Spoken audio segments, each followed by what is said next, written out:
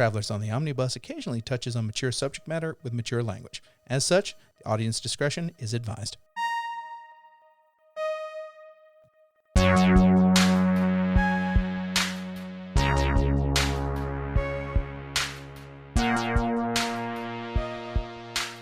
Ladies and gentlemen, welcome back to the very 15th episode of Travelers on the Omnibus.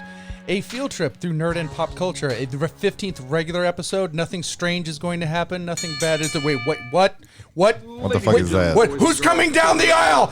Oh my God! Oh no! By God! It's them! It's Whiskey and Wrestling! By God, it's the Whiskey and Wrestling! Oh no! It's Whiskey and Wrestling's music. Oh God, they're here! You have to keep this going because this is a very long intro. No, just let it float. If you're not done with that, go listen to something else. Welcome back to another episode of... No, it's not. No, it's not. Fine. Now, that being said, ladies and gentlemen, one half of the premier Emmy-winning Whiskey and Wrestling podcast. They give Emmys for podcasting? That's what I was thinking. And they've won 7. Oh, okay. 7 Emmys. Ladies and gentlemen. Oh, okay. Jason Holder. Jason, is there anything you'd like to start out by saying this week? Hello. You guys have all invaded our podcast. Yeah.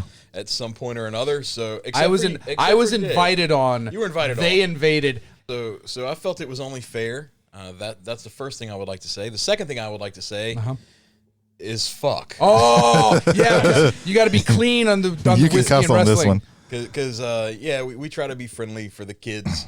Yes. I would like to make a point that we're a lot nicer on this podcast because we let our guests introduce themselves first before we did anything. Exactly. We're That good is hosts. pretty nice. Very good. So, Marks off for that. I'm James McCarthy, and now I'm passing it over to the host for this week. Hello, everybody. Welcome back to Travelers on the Omnibus, a show, a road trip into nerd and pop culture. A road trip? I literally just did that, except you fucked up the line. Okay. Who says I couldn't do that? Okay. My name is Ethan Skinner. I'm You two need to... I'm Brady Davis. All right, there we go. Jody Kite. Thank you. Okay. Jason, I didn't expect the wheels to fall off this fast. This bus got no wheels. We run on start with 4 rims flat every tires. time. Yeah, Yes. that's very true. It's just all 4 of us just running with Duct like tape a and cardboard hope is box. what is holding this bus together. I like Ethan's description. It's just a cardboard box y'all cut to look like a bus and just run by. Very true. Yeah, we're peeking behind the curtain right now. So, Jason, since you are our guest this week, what have you been up to recently? Like normally on my podcast I say work, but I feel like for you guys that needs to be, I've been playing, and I hate to admit this, I've been playing Everquest Damn. again. So, real talk, when I saw the picture of that log on Facebook, To be I fair, was like, yes, okay, to I know be what's fair, going on. that was a picture that was taken years ago as a, hey, this was a thing that we were doing, and I haven't played since. I've been clean. I had my chip. Was it 1999? Is that where the picture was from? Yeah, pretty much. Yeah. And then a friend of everybody's, Aaron Bernard, saw that picture on Facebook and was like, hey, man, are you playing Everquest again? And I was like, nah, I'm not playing Everquest. And he's like, you should totally do that. And I was like, fuck you, buddy. And then I downloaded it, and now I'm playing it. So, Aaron, bring back Paranormal Gumbo. I agree. The world needs that shit. I agree. So yeah, that's what I've been doing because, that's all the time that I have for anything. Yeah, once you do that, there's nothing else that you can do. I'm surprised that you're even here. Yeah, the itch is strong. Let's just go around the table. Brady, what have you been up to? Yeah, so the big thing that I did, one of them, I don't know. Fuck. So the second half of... Was the big thing you did fuck? No. Of course not. I don't think you should have said it that way. Probably not. Fuck it. So the second half of Stranger Things came out, and I was able to watch all 2 episodes of that because that's how you separate up a season. What? Yes. I hadn't read through that part. Yeah. Oh, don't worry though, Jason. I'm not going to It's 4 spoil. hours. Those 2 I'm episodes. not going to spoil. I'm not going to spoil anything, but I liked this season. Did anybody else finish watching very it? much enjoyed this season, which I'll talk on later. This was a good season. Well, fuck, you can talk about it now. Fuck it. Yeah, because I also finished it. I was actually kind of hoping somebody else would talk about it, so I didn't have to talk about it on my thing. But whatever. I ain't care, so I'm gonna eat Chex Mix. Well, I'm not. I liked it. I thought it was good. I thought it was better than than the third season. Even though I like the third season more than most people. I actually agree with you. Like before the fourth season came out, I advocated. Oh, there's a good. Ouch. I advocated that the third season was the best season, and then I saw 4. Okay. Okay. So, I have gripes. My gripes with it have nothing to do mostly with the plot. There are a couple of things. Brady has gripes about something. Surprise, huh? I'm shocked. Yes. He's appalled. The way they separated up that with 2 episodes and 7 episodes makes no sense narratively. Now I know it's a business decision. They want people to keep on. Stranger Things, I would argue, should have came out weekly. That is how this should have worked.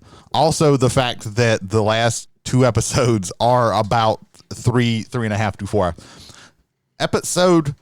The last episode is 2 hours and 17 minutes. It is feature fucking length. I kept looking at it every time that I had to pause it and go get something to drink or go to the bathroom, and I'm like, and just keep coming back and going, 2 hours and what the fuck is going on? Why is this? You could have separated that up. Narratively, that doesn't, like, who wants to, like, this should have been the thing that they said, okay, we're going to come out with this weekly. Like, that would have not fucked with the pace, and this stopping at 7 episodes and then taking like 2 weeks off and then coming back with 2 more episodes. What the fuck? I blame Game of Thrones for this. As an avid listener of the podcast, I seem to remember you having a meltdown about something else that was going to Oh, yes, I've had meltdowns before. Is this another one? Like, did you have the meltdown? No, it wasn't that bad, but I was just like, I was like incredulous every single time that like things would happen, and I'd be like, okay, and then like I would be reminded that that I'm watching a fucking movie, just watching this one episode. Like, that's not how TV is supposed to go.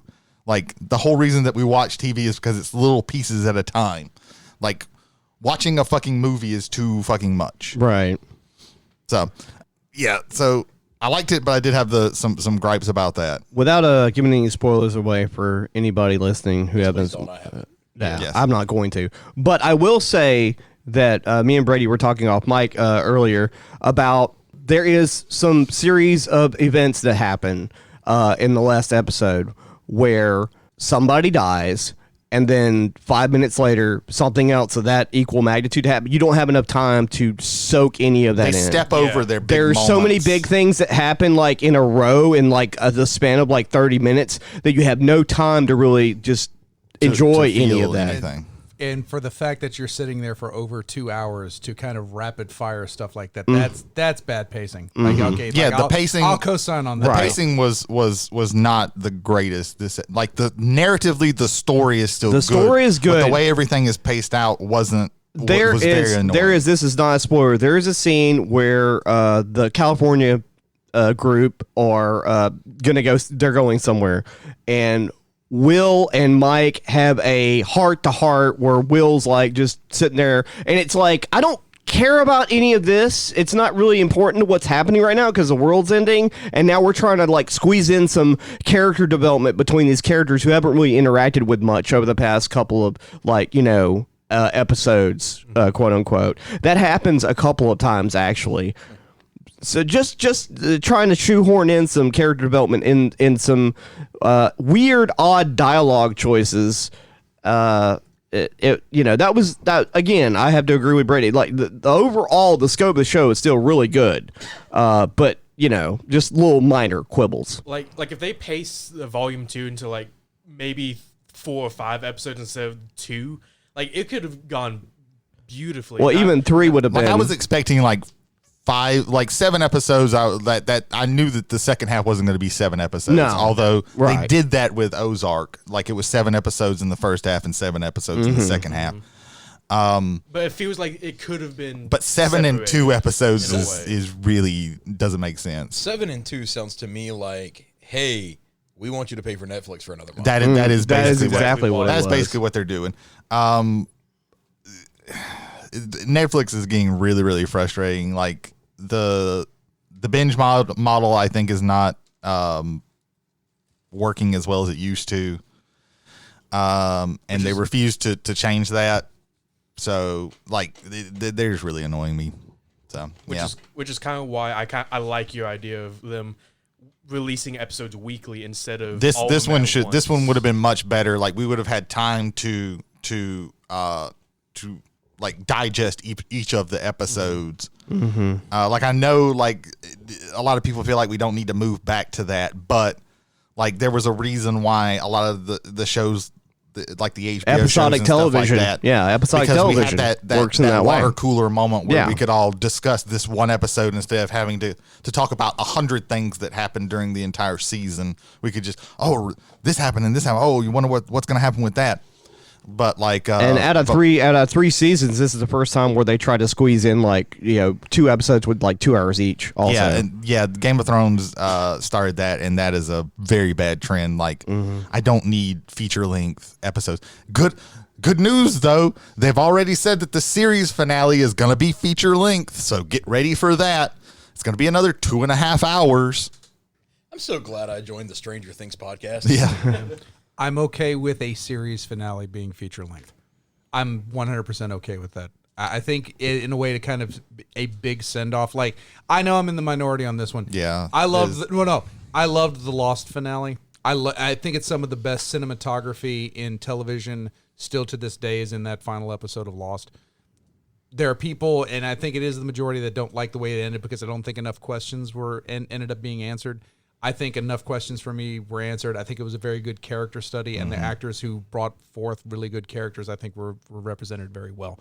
I don't mind a series finale being feature length, but when all of your episodes are feature length, now you're taking away from that specialness of having a last feature length like movie to end your series. I'm just, I see where you're coming from. I don't agree with it. Like, I feel like TV is should be different from fucking movies. Yeah. And if all these other like great shows could do a series finale in 1 hour or 1 hour and 15 minutes, maybe, like that's what like you can do that. Even like with shit. that though, back in the heyday of the 30-minute sitcom or the 30-minute comedy, most of the series finales were an hour. So that is true. Kind of the same that is thing. true. We're So shooting the out show's of it. already an hour. I think the fact that this is a show as big as Stranger Things is one of Netflix's like biggest productions besides It is their biggest production. It's like $40 million an episode this past Like, season. They want to have this big send off for the biggest line. I just don't like it, and I think it's a bad trend, personally. But whatever. So Stranger Things aside, anything else, Brady? Oh yeah, I watched a movie on Hulu that I've heard a lot of good things about, and it was one of those where I wanted to see it, but I didn't necessarily want to like buy it or like rent it or anything like that. It's a Norwegian movie called The Worst Person in the World. It was actually nominated, I believe, for the Best Foreign Film Oscar, and it recently came out with a Criterion Collection version of it. Which, by the way, if anybody is interested, July is Criterion Collection month at Barnes & Nobles. They are 50% off. That is the only time that I ever buy those, because otherwise, They're too why expensive. would I pay $40 for a Blu-ray? Right. Travelers on the Omnibus is not sponsored by Barnes No. & Noble. However, if you'd like to sponsor us, Barnes & Noble, Travelers on the Omnibus at Or just the gmail.com. Criterion Collection, because you can go on their website. We are and they're- taking sponsorships. Yeah, Criterion Collection. Hook us up. I want a Criterion Collection of big money hustlers. Yeah, I'm a film snob, so that's I'll fine just with me. take all the Akira Kurosawa films they have on library. Which is I most like of them. that Brady completely glanced over the fact that ICP's one movie. I want a Criterion Collection. I didn't know that was that. I tried to know as little about ICP as possible. But yeah, Worst Person in the World. It's a fairly standard movie, but it's just like very well done. It's this girl in her like early 20s. I think it takes place over a few years, and she's the The name of the movie is a little bit hyperbolic, I guess, because she's not really that terrible of a person, but she is like kind of flighty. She doesn't know what she wants to do with her life. She's has a hard time like committing to things, and she gets into a couple of relationships and everything. But it was a very well acted movie. So yeah, check that out on Hulu if you like stuff like that. It's a pretty good movie. Jody, what have you been up to? Well, actually, I had been putting off watching the Ghostbusters Afterlife movie for a while, and I picked up Stars for $3 a month for 6 months, and they add one new movie every 2 months, and I figured why not? And I watched that last night, and it was all right. It wasn't amazing, but it's, in my opinion, probably like the best Ghostbusters movie after the first one. 2 wasn't very good, of course, and we don't speak of 2016. But I would argue 2 is actually a good film, but it had the weight of Ghostbusters on it. it was also 2 also came out in 1988, which is like 4 years later, and there were other things that were happening in 1988, such as like I think Batman was 88 or 89. I don't know. 89. Okay, but anyway, the movie had a lot of really good ideas. I did like the whole the family core thing with it. I don't know if you guys have seen Afterlife yet. I want to. I haven't, and I never will. Well, the plot is very simple. Harold Ramis left his estranged daughter a house in the middle of nowhere. And so her and her kids get evicted, and they end up having to live in the house. And the whole town is apparently built by the same guy who built the building. Ivo Shandor. Yeah, Shandor built the whole town. That's the mystery. And so the whole, the mine and everything like that is nothing but like a temple to Gozer. So there's a lot of fan service, and there's only a couple of things that are just like, really. But yeah, there's a couple of really good ideas in there.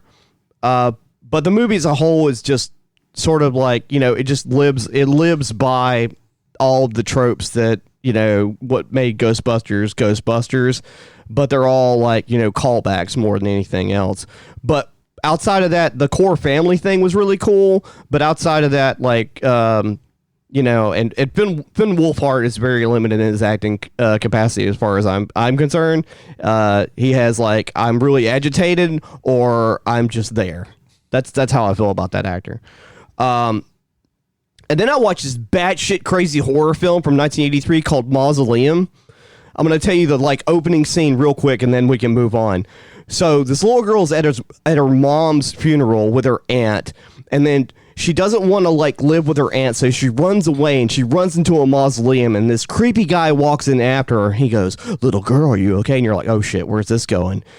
And then all of a sudden he starts holding his head, and he runs outside, and you see her eyes blink green, and his head explodes. That sounds pretty cool. Yeah, I'm in. Yeah, yeah. And that's how it starts. And many more body explosions happen later on. It's definitely an attention grabber. Yeah, definitely. But that's all I've been up to. That and Stranger Things, we already talked about that. Jay, what have you been up to? Pass. You do yours. I have 3 things. Oh, you have 3 things. Okay.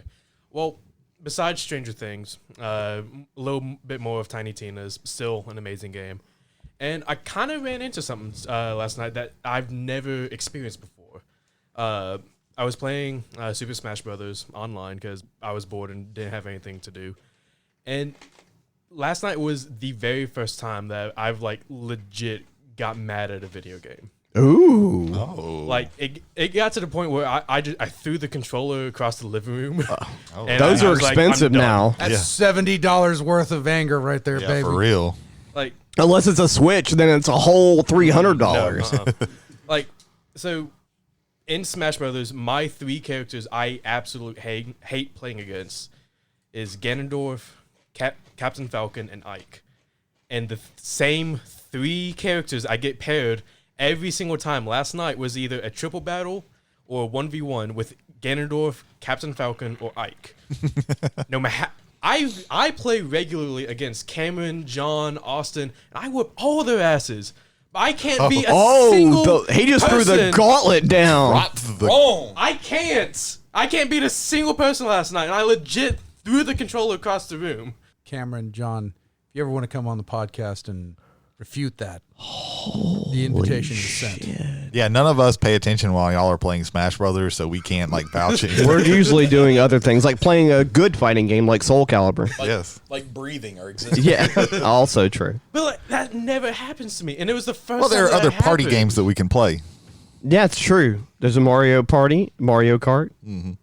and Super Smash Brothers. So yeah, that's what I've been up to. So yeah. I don't think I've Hey, ever what have got. you been up to now? Oh, thank you. Okay, so I've got 3 things. I'm going to blow through them real quick, especially this first one because I do not want to spoil it. So there is a horror game. It is called Iron Lung. It is exactly about 1 hour long. It is right now, and it's fresh in my head, it is the best piece of horror media I've ever experienced. Ooh. Damn. That's a bold. Oh my god! So Dave Zemansky, if you know that name, he's an indie game developer. He developed the game Dusk, which was done in the style of Quake, not Quake 2, not any of that, just Quake. And it's kind of as far as like the artwork and the game style of it. Fantastic, very very good homage to that. He made this game called Iron Lung. This is one of my favorite settings. Like in a while, maybe I won't say ever because Dune still exists, but oh my god! So the setting is the far future. It is an apocalypse known as the Silent Rapture. Everything was fine, and then all of a sudden one day, all of the planets disappeared. All of them, and everybody who were on those planets disappeared as well. And all that left in the universe was asteroids, barren moons, and humanity on spaceships and on space stations. There's nothing else left. And it's basically been about 20, 30 years since the rapture. And it's basically this flotilla of like tied together spaceships and spacecraft that basically have to hunt down as many resources as they can. Oh, okay. And there's so much that could be at play at that. I am the lore behind this, and just so simple, is so fascinating to me. I'm just really digging it. Is that on Steam? It is on Steam. I think it's about $5 right now because I think it's summer sales going on, and I think you can get it for like I think it's like normally like $6, and they did like 10% off or something. But like you can get it for about $5. The entire hour I was playing this, I forgive this part. I was enraptured. This thing is so good. It's in that style, the PS1 horror style, where like games kind of look like Silent Hill. There's another good one called No One Lives Under the Lighthouse. That's another good game in this genre as well. Yes, like go out, buy this, play this. It'll cost you a little bit over $5. That you have to get one less gallon of gas this week, but I mean it's just the way it is. It is. Oh my god, I don't want to tell you anything else about it other than just play this thing from start to finish. The setting of this thing is absolutely That is an amazing. interesting setting. It sounds so really good. cool. It is so good. Okay, so second thing. So everybody at this table does have something in common other than being podcasters. We're also in a weekly vampire game. Shout out to our friend Corey, who has been running a fantastic Vampire the Masquerade 5th Edition game. One of the tricks in kind of playing games is how deep you want to go into character, and sometimes you want to add voices to that. So sometimes you have a problem finding that voice, sometimes within like a session, sometimes within several sessions. I've been keeping track, and this is a list of the current voices that one Ethan Skinner has used in our Vampire the Masquerade 5th Edition game, He is not a Malkavian. which takes place in modern day New Orleans. What's your clan again?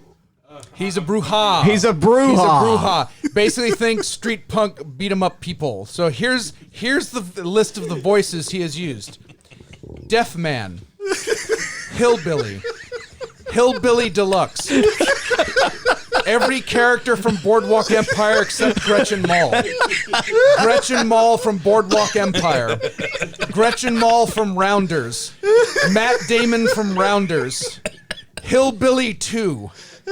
Ethan Skinner, confident Ethan Skinner, arrogant Ethan Skinner, and San Francisco gold prospector. Every time he opens his mouth, another chocolate from the You Whitman forgot sampler Matt box Damon just from shoots straight Team America out, World and Police. it's candy for all of us. It's fantastic. Yes. It is so much fun. I love every bit of that, and I just want to share that with It is everybody. great. It's a fun time. It was It's a great fun time. Good time. All right. I did not mean that super negatively. There's like a pinch of negative, but it's just for the joke stuff. The third thing, going back to horror, and a game that I am super excited to run again, and you heard it from the last episode, we finally got down to playing some Blood on the Clock Tower last Thursday, and this is one where I want Jody to jump in on this, and the rest of the gentlemen, because they may all be playing tomorrow night as well. But specifically for Jody, Blood on the Clock Tower, again, is a social deduction game. Up to 20 people can play, though we got only to about around 8. We're going to be pushing that number a bit higher, hopefully, the next time we play. Everybody has a role. You're either on the good guy townsfolk team. If you have a role, you have a power. There's no like in a werewolf where you're just a villager and all you can do is, hey, I think that guy's a werewolf. No, you have something to do, or you have some ability that gives you knowledge about what's going on in the game. On the same side, you have the bad guys on the other side. For me, and as far as running a game goes, I 100% love the fact that the moderator also takes on the role of a storyteller or GM in that you can introduce information into the game, or other players give you, like, for instance, the Poisoner. The Poisoner, if he picks somebody, their power doesn't trigger, and if their power is about getting information, you give them false information. And so there's a creativity behind the moderator in that point that as far as being able to influence the game, you have the ability to do that. Now, it should always be gendered, same way, engendered, to go towards making sure the game is the most fun for everybody at the table. It's the same thing. Say it's about maybe you want to fudge dice rolls. Maybe the good guys are being too easily like find the demon. So what you're going to do, you're going to make it a little bit harder. Introduce some information that kind of throws everything off. You want to keep it suspenseful. You want to keep it tight. Frankly, right now, so far, this has been extremely fun. Now that we're going to be pushing the numbers on who's going to be playing and how many you're going to be playing, I'm very interested to see how it's going to go with that. I'm hoping to run a whole bunch of them again tomorrow night. So I'm once you guys hear this, the time will have passed. But right now, I've really been enjoying running the game.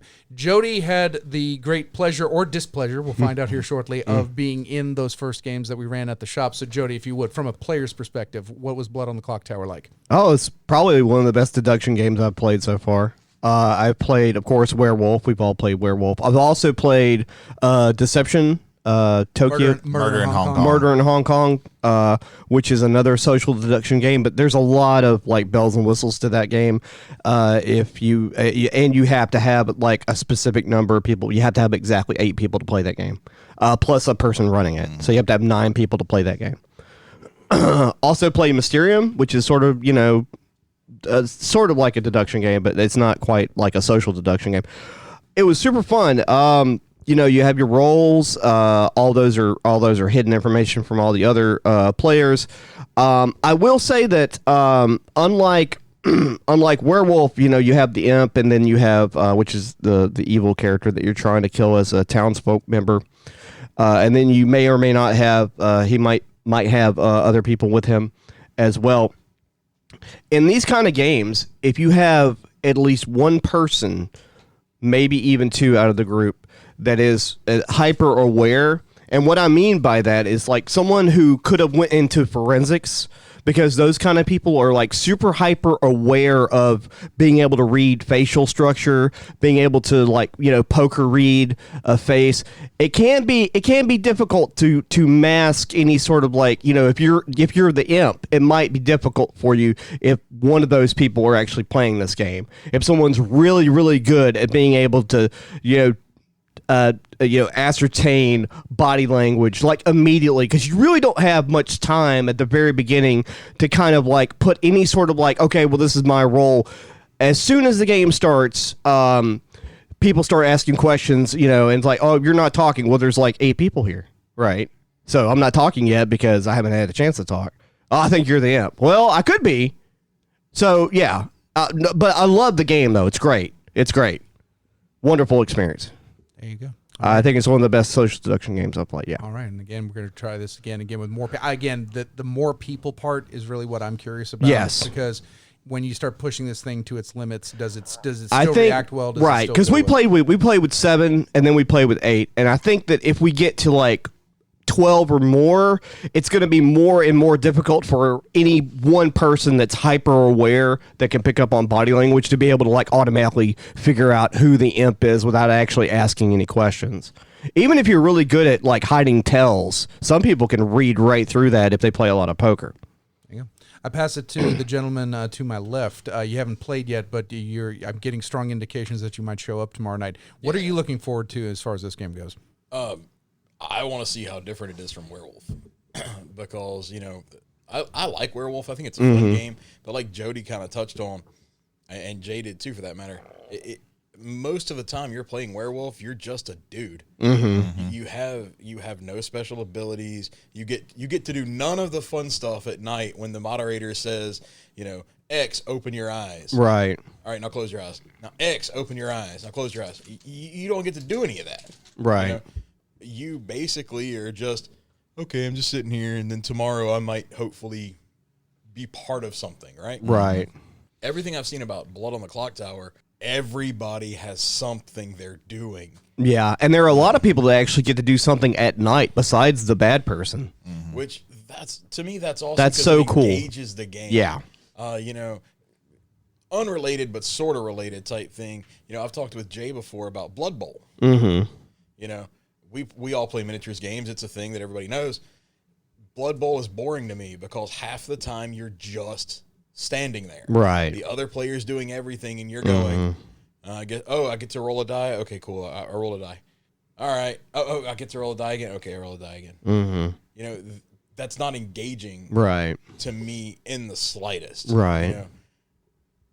This sounds like it is engaging all the way around. Well, the So thing I'm kind of stoked to look into it. there's a second edge on that sword too, because normally, let's say you have a game of 30 people in Werewolf. Okay, second night, but the first night that werewolves can start killing people, werewolves kill somebody. Okay, you're out of the game. You can't say anything anymore. You literally have to go to someplace else because you might other people. you might talk or might mention something that you may have seen and might wreck the whole game. In this game, death is not the end. You are still engaged. You still have the ability to vote to kill somebody. You still have the ability to talk with everybody because the setting allows you to have this kind of like a medium talk between people, like through a crystal ball, where you can still spread your what information you know and all the things like that. Like you still bow your head and close your eyes at night as a ghost because you could pick up information that you shouldn't.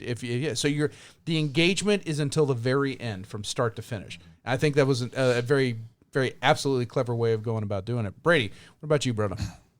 Yeah, I like Werewolf all right, but I've become very bored with Werewolf. It is not my favorite social deduction game. I kind of like Quick interrupt. What would right now, without having played this one so far, social deduction? What is the top for you? I don't know. I'll be honest. I'm kind of like tired of social deduction Just games. the whole genre. Because a lot of the ones that we play lately are something like Unfathomable, which is like has other things to it, but it's also a very long game. Werewolf, I find myself being kind of bored with. I like the Resistance, but I haven't played it in a while, so I don't even know how well I would like it right now, or like the Resistance Avalon or something like that. I'm kind of tired, and Hong Kong Deception Murder in Hong Kong. I would like to play again. I haven't played that in a very long time, but I do remember enjoying that. That. It's hard for me to say right now because it's not like my favorite type.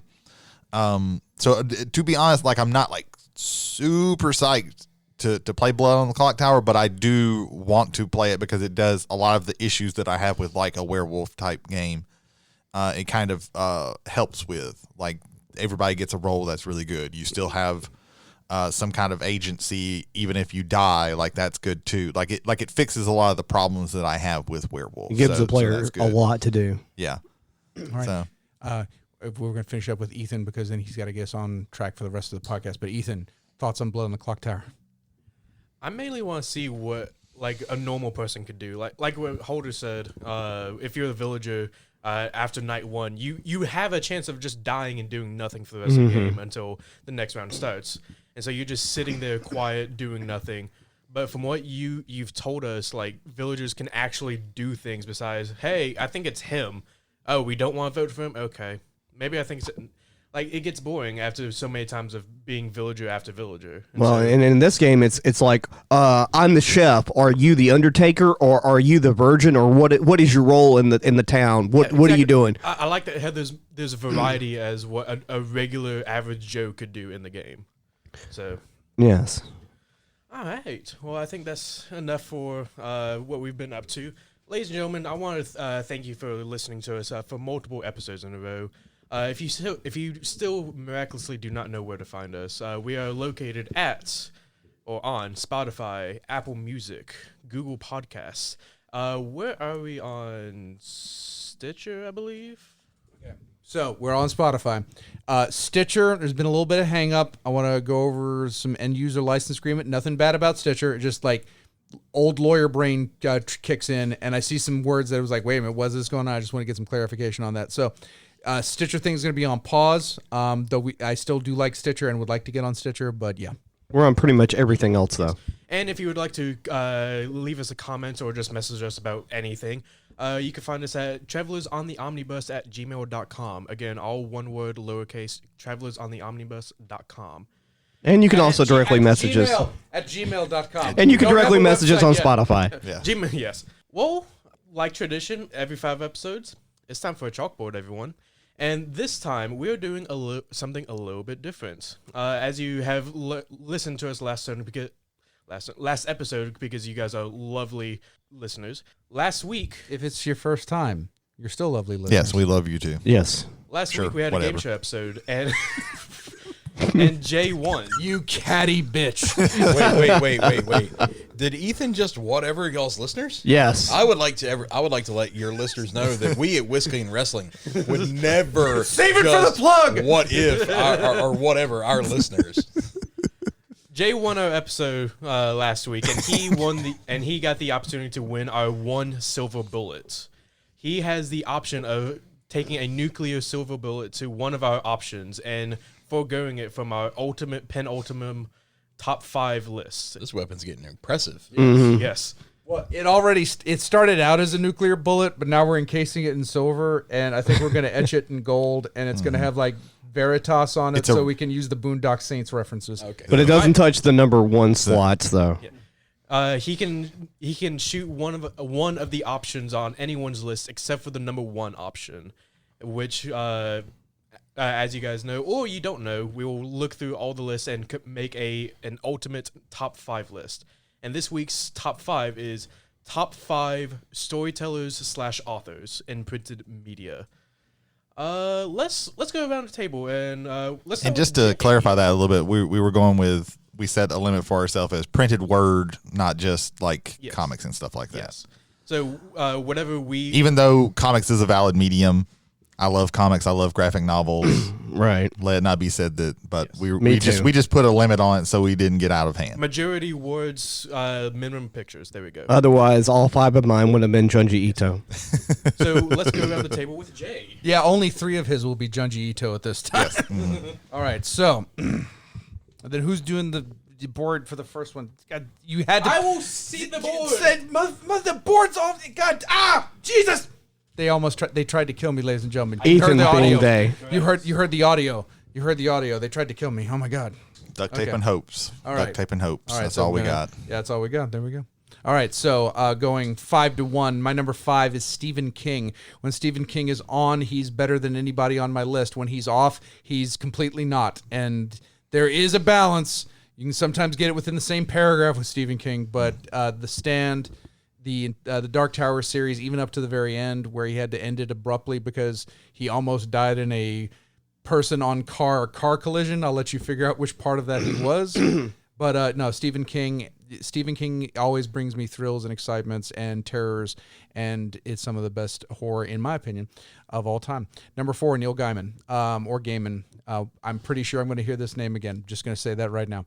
But more so for me is from the comic side of things. But to me, if you don't have the art for it, you are missing out a lot, but you're still not missing the word. And the word from the Sandman is some of the best storytelling you're ever going to see, at least in this modern age. Number 3, the author of my favorite story of all, my favorite novel of all time, and outside of maybe Iron Lung now, who knows, my favorite sci-fi setting, Frank Herbert. Dune Messiah, Children of Dune is an excellent trilogy of books. Once you get to God Emperor, you better buy the whole farm on it, because you're going some crazy Balls deep. crazy sci-fi on that one. Number 2, this goes back to high school literature for me, William Shakespeare. William Shakespeare, one of the finest playwrights, still to this day, and very simply, very succinctly explains the human nature and human condition as something as silly as a romance that should just be a comedy, like Romeo and Juliet, but takes a turn and becomes one of the greatest tragedies. If you want torture porn, Titus Andronicus. Oh, yeah. Titus Andronicus. Holy shit. I'm just going to leave that at William Shakespeare torture porn. Yeah, he's And- not lying. Yeah, and my number 1 author of all time is William Faulkner. William Faulkner, and part of this, I will fully admit, is being a student and an alumni and a child of Ole Miss. But Yoknapatawpha County is about as real a place as I've ever read that doesn't exist. Particularly Go Down Moses, which is probably my favorite of his novels. But, of course, The Sound and the Fury, one of America's greatest laureates, one of a Nobel Prize laureate. I really can't say anything more than that. Again, if you want a realized real world, he did it better, in my opinion, than any American author ever has. So that is my top 5. Who next?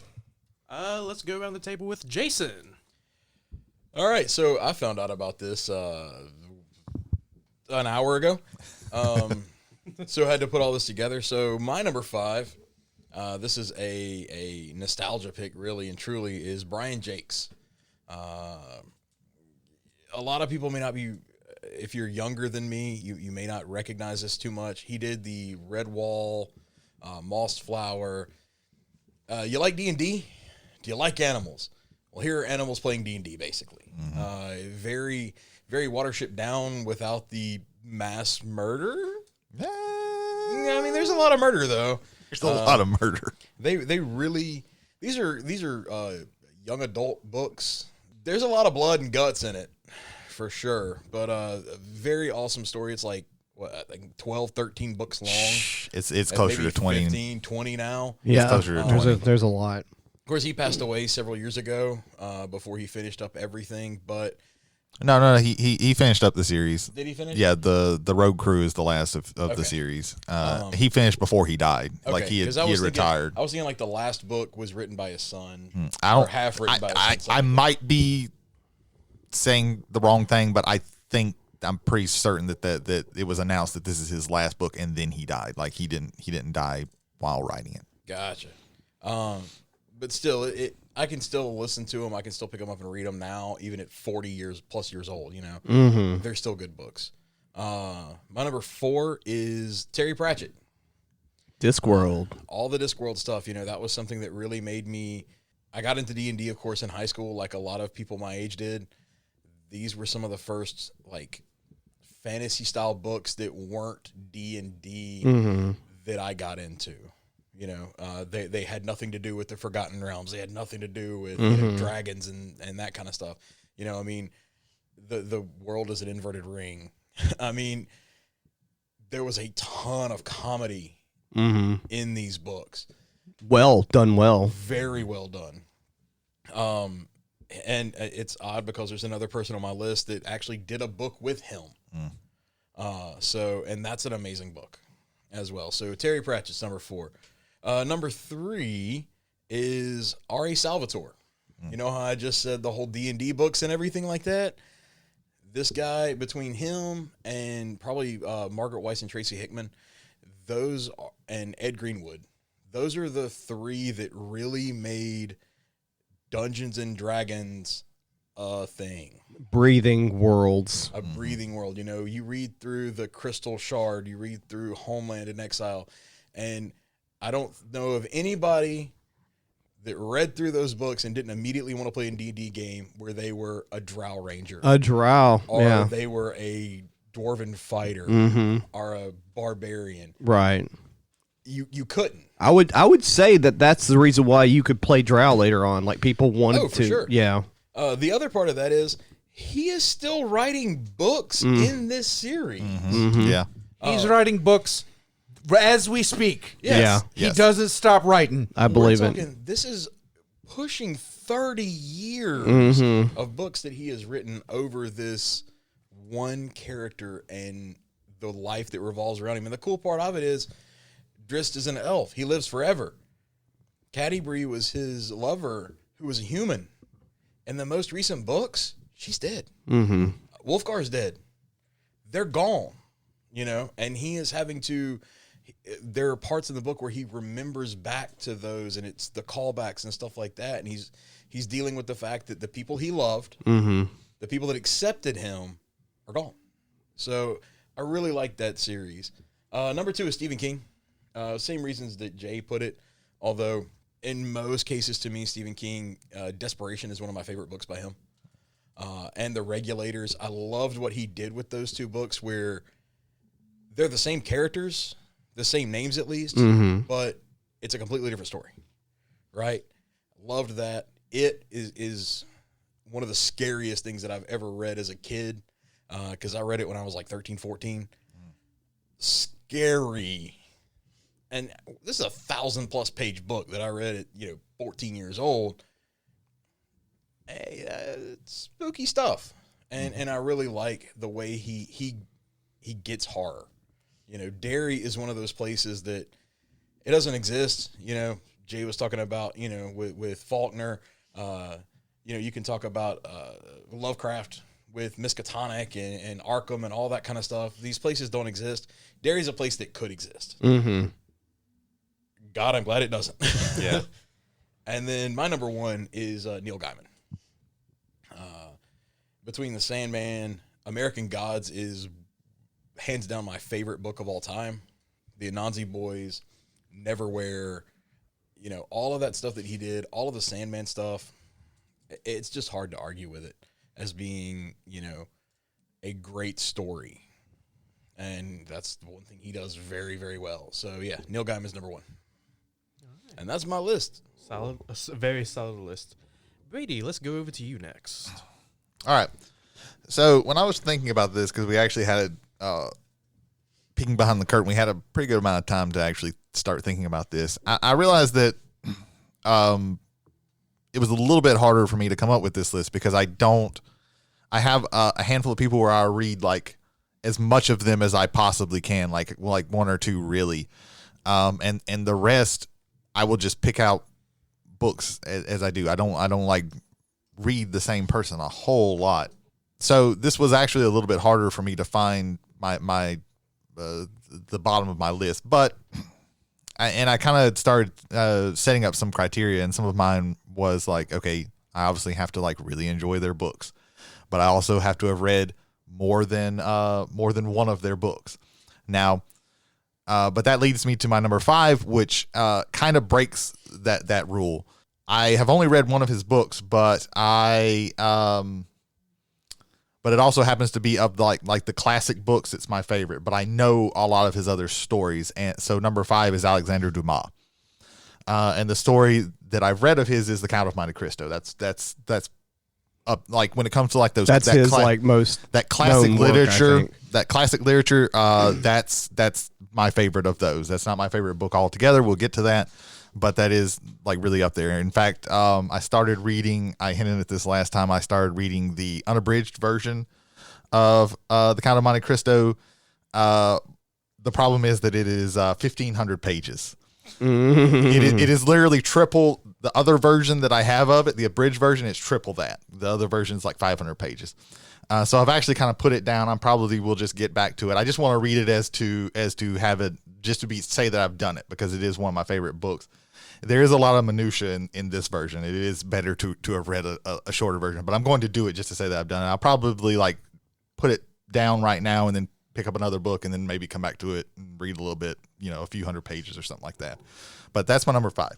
Number 4, Jason has stepped over a couple of things from here. Brian Jakes. Brian Jakes is my number 4. A quick little story. My my aunt on my dad's side didn't have any kids, and her and her husband were like psychiatrists, so they were pretty well off. So they would buy stuff for me for Christmas, a pretty good amount, but it would always be like educational things or like books or things like that.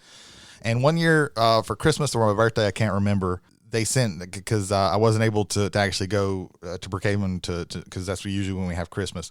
She sent me a big old box with a whole bunch of stuff, and one of it was every single one of the Redwall series up until that point. And I started reading them, and they are like, Holder said a lot of it. It's really good fantasy books. The characters in them are great. Each different, quote unquote, species of animal has like a different way of speaking, and they come like moles are kind of Cockney mumbling, and like your rabbits are kind of hoity-toity and things like that. But they're really good. They always have like a mystery in there. They're always trying to solve some puzzle or something, so that's really interesting. But yeah, they're a great line of books. I have a whole bunch of them still, and I want to go back to reread at least a few of them, a few of my favorites. I think my favorite of the series is Outcast of Redwall. That's a really, really good one, but you have to have read a couple other books for it to be like one that's like really stands out. But all right, so that leads me to number 3. Number 3 is Patrick Rothfuss. He's only written like 3 books, and they've all been in the same series called the Kingkiller Chronicles. This is a phenomenal series. He still hasn't written the 3rd book. I don't know if he's ever going to finish this series, which is really frustrating.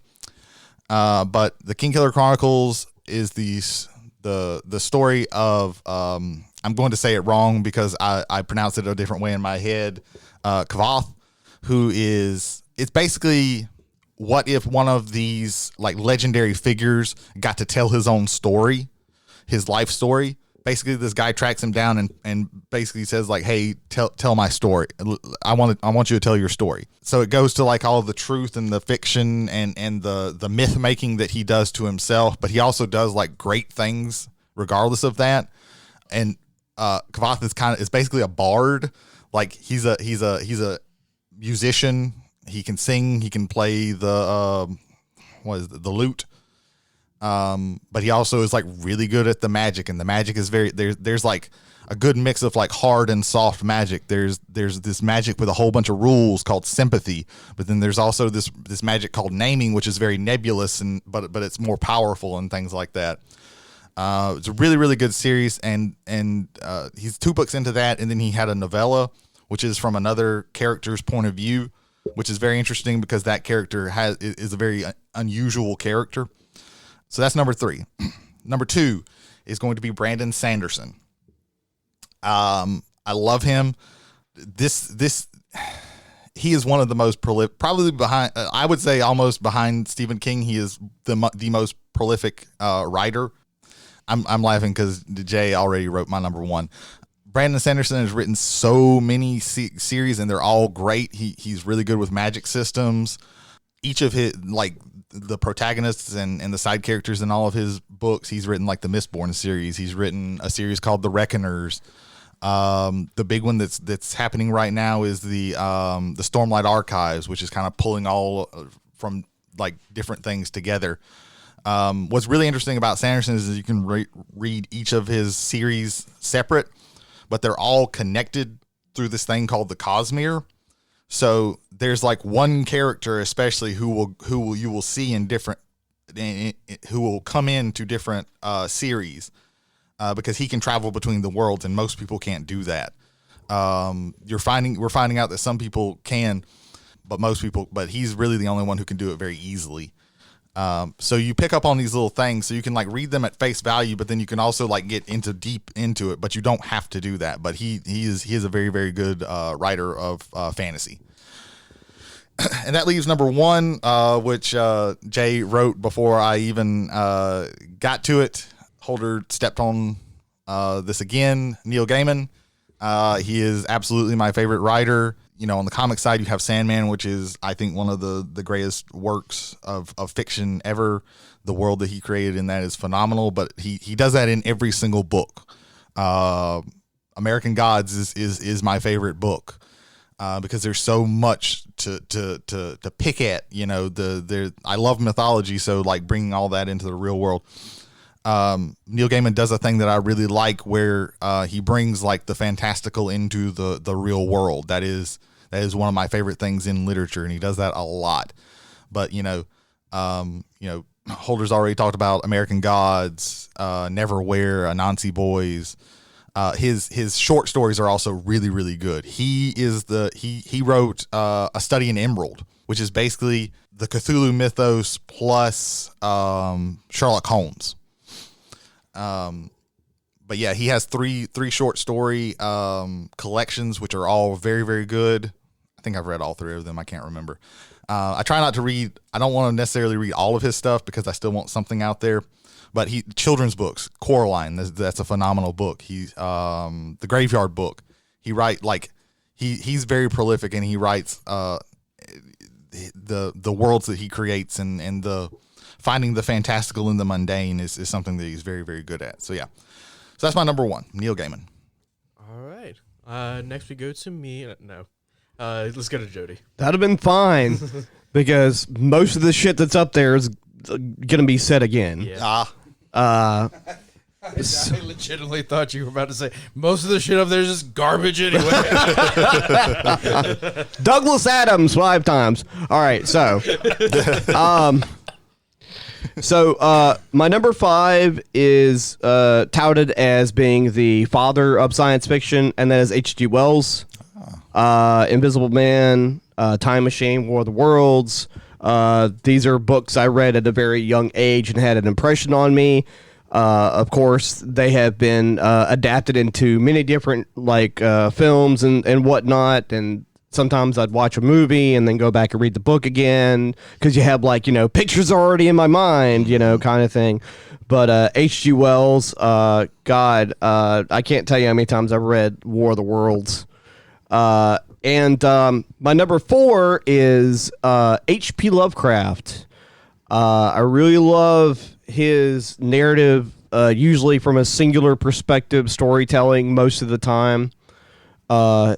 Most of his stuff is, I haven't read everything he's done. I have his collected works, but I haven't read everything yet. But I read most of it, and he created a subgenre that's almost become a full-blown genre of horror. And speaking of horror, my number 3 is Edgar Allan Poe.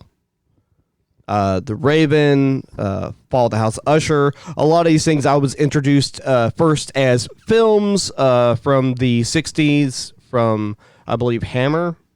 I'm not sure. Anyway, I went back and read the... mostly from Roger Corman. Roger Corman, that's correct. Roger Corman. And then I found out that there were books, and his poetry and his delivery of dialogue. I just love Edgar Allan Poe. Also, not surprising because I am a big horror fan, Stephen King is my number 2 for all of the reasons. Of course, if you write a novel every month, eventually you're going to have a 50-50 on your shot. But my favorite book is The Dark Half. That's my favorite one that he's written in. If you haven't read The Dark Half and you do like Stephen King, if you like good Stephen King, it's shorter than most of his other novels. It's around Carrie size, and that's like under 800 pages. So Stephen King is my number 2. And my number 1 is Neil fucking Gaiman for the same reason that everyone else has already touted and explained, probably better than I could have anyway. So... Nice, good list. My list is going to be a tad bit different from everyone else's. No. Yeah, you're from a younger generation. That is to be expected. I am a youngin', and I will say... He's a weirdo, baby. He's a weirdo, baby. It's going to murder you in your I sleep. knew that was coming. Yeah, we all saw it coming. I resisted, but you can only resist for so long. So, my number 5... I'm going with my very young self, Dr. Seuss. I gotta give it to him. Like One Fish, Two Fish, Red Fish, Blue Fish, Horton Hears a Who, The Cat in the Hat, classic child stories. I feel like he deserves it number 5. Well, I think it would be safe to say that every single one of us has read a Dr. Seuss book, and If not multiple. and has felt like they have had an effect on our lives. Yeah. Especially like Starbelly Sneetches and the Lomax. Yeah. The Lorax. Yeah. Yeah. So yeah, I gotta give him the respect. Number 5, Dr. Seuss. Number 4 is going to be Richard Paul Evans. He is known for writing like holiday books around like Christmas time, Thanksgiving, so on and so forth. But I was introduced to him by the Michael Vey series. It's about 13 children who are pretty much lab babies. They were experimented on as children, and all 13 of them got some form of electric powers. Some of them could manipulate radio waves. Some of them could like shoot bolts of lightning out of their hands, and it all goes into like once in the family, all in the family sort of thing, and they all come together over this great evil, but the evil is kind of like a Lex Luthor situation where he has no power, but he's like a very big influence. And I enjoyed it in reading in high school. I owned all the copies. So yeah, Richard Paul Evans. Number 3 is the author of my all-time favorite book, Christopher Paolini. He is the writer of the Inheritance Cycle, which is Aragon, Eldest, Bressinger, and Inheritance.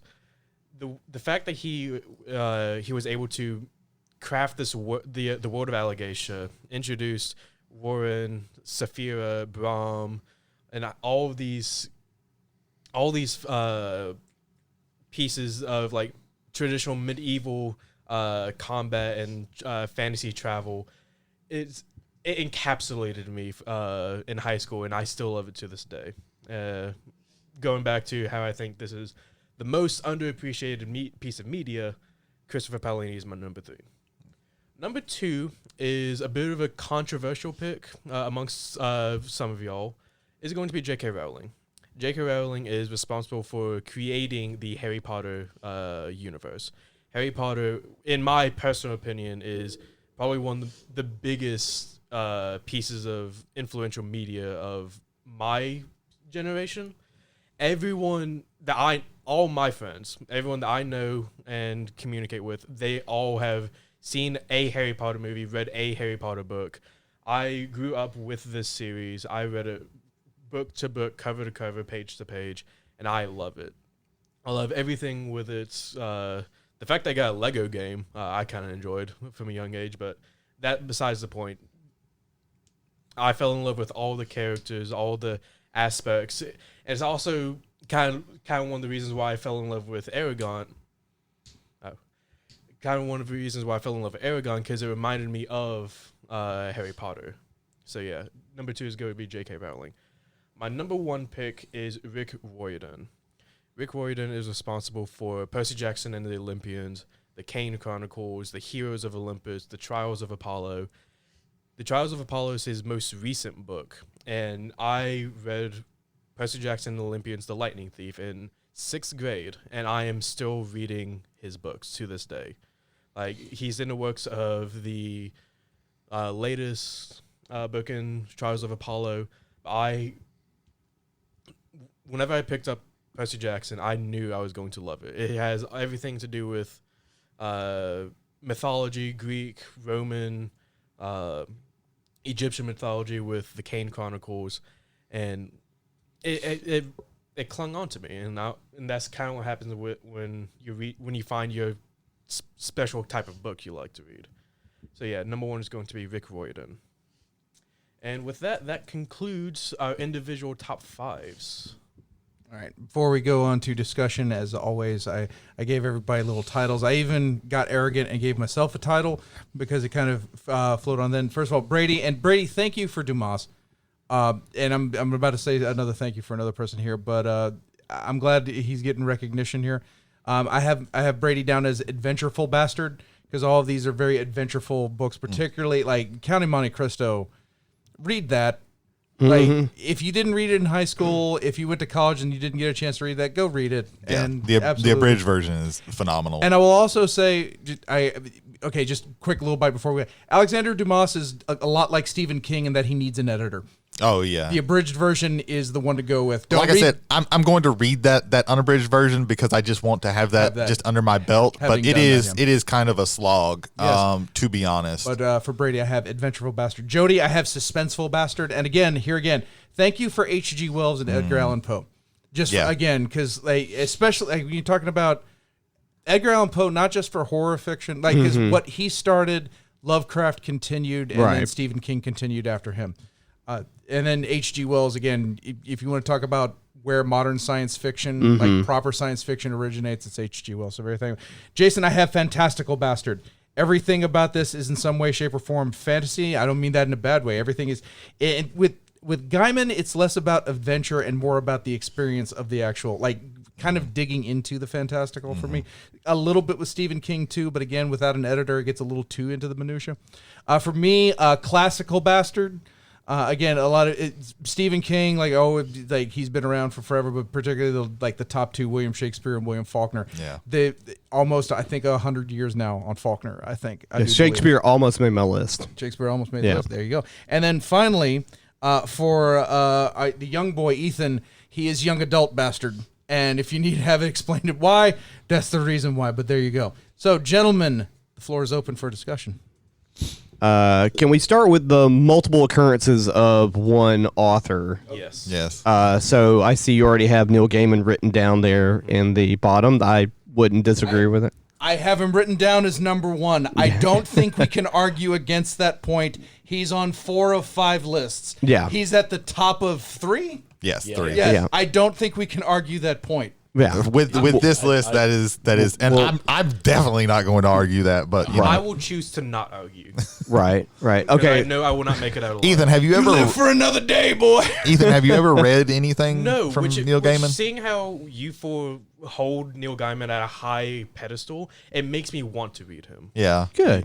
Absolutely should. Yeah, you should. Sandman. As would- far as to get into that, Yes. Sandman is the perfect pill. Start with the first story of Sandman. Preludes Yeah. and Nocturnes. Preludes and Nocturnes. Start Okay. with that because ultimately the rest of his stuff follows. Gotcha. If you really like that, cool. Continue with the Sandman stuff.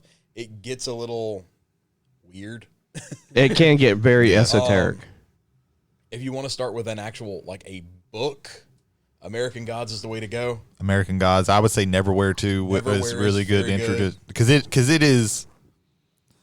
It's dipping its toe into that. The fantastical is just kind of fantastical in this, like in that one. Whereas like Well, the reason I say American Gods for him is because of this right here, where where you were yeah. talking about with the Percy Nickelodeon. Jackson. and all Yeah, of he the, does that all same of the thing myth. of like myth inside of the how Yeah. myth is Like in how the it real world. influences You know, everything. Yes. I really don't think it's a spoiler when Right. we talk about American Gods here. It is the old gods are real. They just don't have power. They were anymore. brought here from They with, were with brought- yeah. with the people who believed in them, brought them to America. But it- America is not a good place for gods. Is it what the show American Gods is based on? The Yes. show is way worse than the book. The show's not bad, but Yeah, the the show show is is not as good as Gotcha. the Okay. book. All right. Ethan, watch them fanboy in front of you. yeah. Yeah. Oh yeah, I think we need to. This could be Neil Gaiman Yeah, cast yeah. if we Yeah. if we The other notable reoccurrence is Stephen King. He's on 3 lists. Yeah. I would not argue if Stephen King is in the top In the top 5. I would not Put him off to the side for right now. Stephen King is for me, I don't particularly love his writing style, but like the first thing I ever read of Stephen King was The Dark Tower, the first one, and I just did not like the writing style. I liked the story. I didn't like the writing style. Some just the way he like phrased things was weird. But then later, I think like last year or the year before, I read like The Shining, and I liked that better. But I still like I like his ideas and his stories better than I like his actual writing. Right. But I can't really argue that either because like he is like very very prolific and has made some like his ideas at the very least are very very good. So I'll put the argument out there as far as Stephen King is concerned. Yes, he's on multiple lists, Right. but I kind of agree with Jay when he made the call out for Jody about having Edgar Allan Poe and Lovecraft. I feel like I would want to say put Lovecraft on the top 5, but on the same token, and this is a reason that I'm going to include this same reason with something that's on Ethan's list. Right. It's the year 2022. Mm-hmm. There's a lot of stuff in Lovecraft that is not kosher with the world today. Oh yeah, Lovecraft was I a piece mean, of for shit. sure. He is a piece of shit racist. Oh, for sure. You know? Like Dr. Seuss wasn't There's the a lot of bad stuff there. Dr. Seuss, he was not the most moral person ever No, either. Dr. Seuss wasn't the most moral person. That's Neither like, is J.K. Rowling. Like I couldn't. Right. I would feel bad putting J.K. Rowling on this list.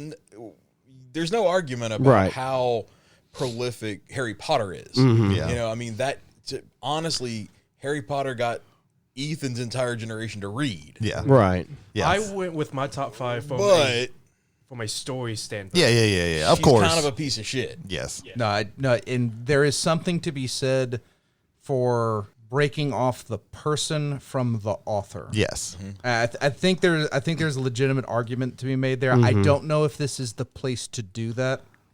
Like At the very least, I would be acknowledging it needed to be absolutely. acknowledged. Acknowledge All of it, this needed to absolutely. be acknowledged. And also, I think there's a difference between time periods with H.P. Lovecraft and J.K. Rowling. Yeah. I mean, not forgiving anything, but I mean, they did like make Lovecraft Country, and that's progressive in a lot of ways. Like you can say, and I agree with you to the point. Like when Lovecraft was writing his stuff and doing his thing, that was called the culture of the time. Right. It doesn't make it right. No, by it any does means. not make it right whatsoever. But that was the culture. But if I'm not mistaken, Lovecraft was kind of racist for even that time. But Probably. Yeah. With Rowling's statements, she knew better Right. during the time period. Right. And that's kind of where I would draw that line. Well, do we want to start weeding out what we? I'm a big. I'm sorry. I'm a big separate the art from the art. Like you can like something, but also not like the person. I do like that we have at least like touched on these things because it really needed to be said. Right. Because you can like somebody's work, but you can also not like that person and not be okay with a lot of the stuff that the person's saying. That being said, Rowling is the only one on this entire list that I would actively argue against, because yes, she has meant a lot to a lot of people. Even in my generation, she has meant a lot to a lot of people. I just don't like the Harry Potter series all that much. I not like, you can like it and it's great. Like I'm not shitting on anybody who likes that series, because it has meant a lot to a lot of people. It's just I don't like it. Okay. I think it's fine. My question is, Jay, with you seeing all the lists and listening to our discussions, do you want to use a silver bullet? I'll be using the nuclear bullet, but I would like to touch on a few things here. Okay. So classically, again, because I am the classical bastard again, and I've already said thank you. Like Dumas, Poe, Wells, I do think we do need a classical author. Oh yeah, we yes, definitely yes. need one classical author on there. Do we throw Faulkner in as classical? I think the problem with Faulkner is we're in Mississippi.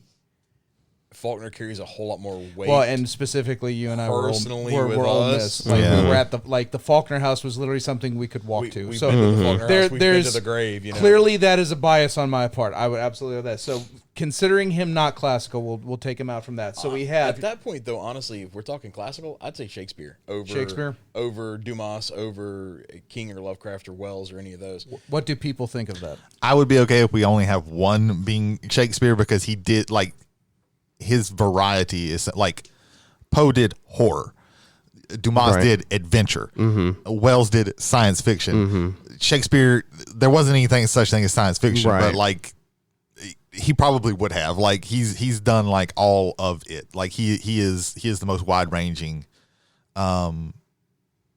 It really hurts me that for some reason I didn't even think of him. I just don't read a lot of Shakespeare, but there are some of his stories like Hamlet that mean a lot to me. To me, I would either go with William Shakespeare or Edgar Allan Poe in the top 5, because to me those are high school, college level authors that you do book reports on. Everyone has read Shakespeare and Poe at some point in their life.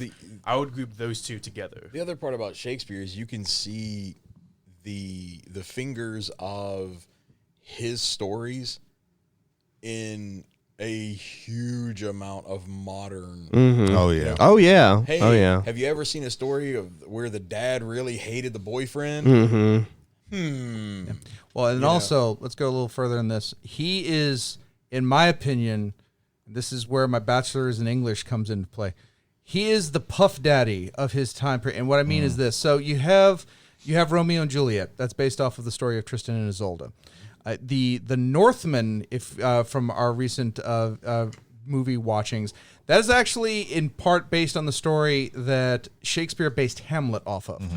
Like Amleth is the prince's name, Right. and that was the prince in the story. He was very good at taking things other and then turning it into something that was, one, digestible, and two, still resonated with the knowledge of that story. That's the reason why Shakespeare holds so high with me. Also, it always takes second place to his play work. His sonnets are amazing poetry. Oh, yeah. They're absolutely amazing poetry. Yes.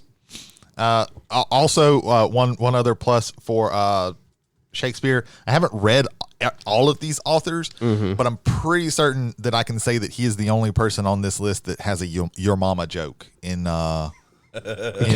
his work. He does That have alone, he's going on the top 5. Where, we don't know yet. But now, so we have Stephen King kind of scribbled down here. Do we want to replace it with Allan Poe? Because, again, like I said, that American Northeast horror genre, that, again, it starts with Poe. And it works out not just to Lovecraft and to King, but to a lot of other authors. Well, that came after them. let's just say we slap Shakespeare down there for sure. Like Shakespeare is definitely down there, right? To me, the idea of if we're using Poe or Stephen King, are we talking about these top 5 in a sense of read Edgar Allan Poe so that you know where Stephen King is coming from, or is this a completely independent of anything? Read Poe, because I would, I'll play devil's advocate a little bit here with Poe. A lot of his stuff is really difficult to read. It is. It is written 150, 200. There's a reason why none of us picked Tolkien. Yeah, exactly. Yeah. Can we just light on that just very quickly? J.R.R. Tolkien, popularly the most, as far as fantasy series goes, the biggest of all time. By the way, for the kids, J.R.R. Tolkien stands for Jokin, Rolkin, Tolkien. That is actually, yes, There you that is go. true. I was just to Look get that up. That was to get that joke for Brady, because I don't know he appreciated that. But I yeah, appreciate it because I there. probably wouldn't. Like, he's not on there. Like, why? Is it because of just how obtuse the language can get? Yes. at times?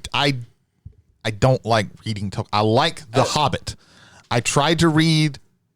I read through The Fellowship of the Ring and was like, this is like reading Genesis in the Bible.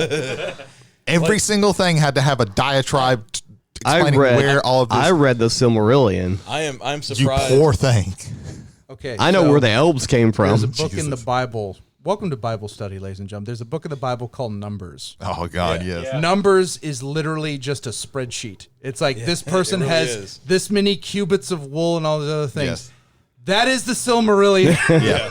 The Silmarillion is the numbers of fantasy. So what I would say with like Tolkien is, Tolkien is you can call him the godfather of the modern fantasy. What right? I like to say is he broke fantasy because everything after he made it was just taking from Right. Tolkien. You have Right. orcs, you have elves, you Right. have hobbits, you have all that. All of his ideas, However- everybody just Right. took from. However, I would rather read a book by any of my bottom 3 people that are that same fantasy genre because I can sit down, Right. I can grab an R.A. Salvatore book, a Terry Pratchett book, a Brian Jakes book, and I can read it and Understand it. absorb it. Sure. With Lord of the Rings, not so much The Hobbit. It was written for kids. Yeah, The But Hobbit is Lord of the much Rings, easier to read. Silmarillion, you have to take a class Right. on those books. But Poe is not as difficult to read as Tolkien is. No, not at no, all. no. And I'm not trying to say it that Right, way. right. like the I Fall think- House of Usher, I read that in 8th grade. Right. And I like think- you can read that. When like I say the language, the tying in, I think you, me, and Jay specifically, Brady to an extent, we read Poe in high school. Hey! I also read Poe in high school.